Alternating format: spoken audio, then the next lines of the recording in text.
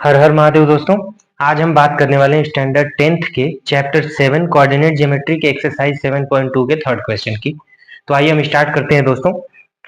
Question बोल रहा है to conduct sports day activities in a rectangular shaped school ground ABCD. कह रहा है कि ए बी सी डी बोल के एक रेक्टेंगुलर ग्राउंड है किसी स्कूल में, जिसमें चॉक पाउडर से कुछ लाइंस बनाए गए हैं जो कि ए से बी तक के डिस्टेंसेज में 10 लाइंस हैं और ए से डी तक के डिस्टेंसेज में कुल टोटल 100 लाइंस है।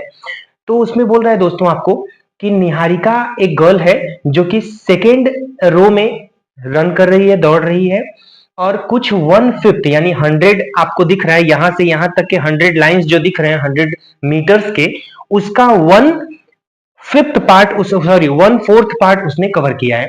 तो अगर आपको मैं सबसे पहले एक बात समझा देता हूं कि टोटल 100 मीटर का वो टोटल लाइन बनाया गया है और 100 मीटर का 1/4 पार्ट वो कवर करती है।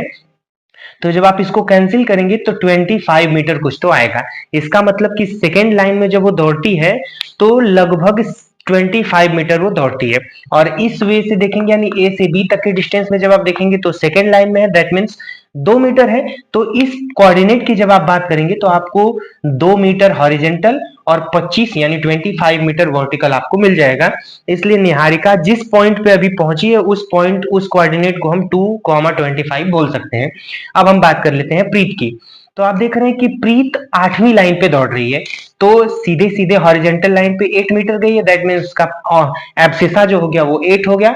जब हम ऑर्डिनेट की बात करेंगे तो 100 का टोटल 1/5 पार्ट उसने कवर किया है और 1/5 कवर किया इसलिए उसने 20 मीटर पार्ट कवर किया, तो उसका ऑर्डिनेट जो हो गया वो 20 हो गया। इस तरह से प्रीत का कोऑर्डिनेट 8 और 20 हो गया। तो जहां की जैसा कि मैंने इधर लेफ्ट साइड में बनाया है कि निहारिका का जो कोऑर्डिनेट है वो 225 का है और प्रीत का 8 और 20 का है। तो अब हम आगे क्वेश्चन को समझ लेते हैं दोस्तों। कह रहा है कि what is the distance between both the flags. तो सबसे पहले इन दोनों फ्लैग्स के बीच में हम डिस्टेंस निकाल लेते हैं कि दोनों फ्लैग्स के बीच के डिस्टेंसेस क्या होंगे।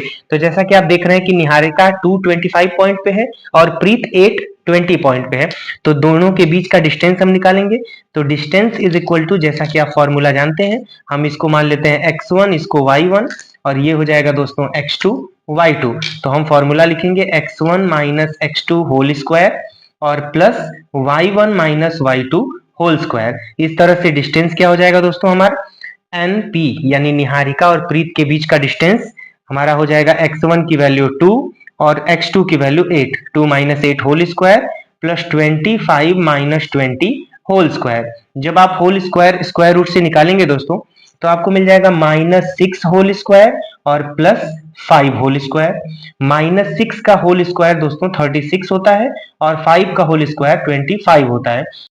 इस तरह से जब हम देखेंगे दोस्तों तो 36 प्लस 25 दोनों को हम प्लस करेंगे तो हमें वैल्यू स्क्वायर रूट ऑफ 61 मिल जाएगी।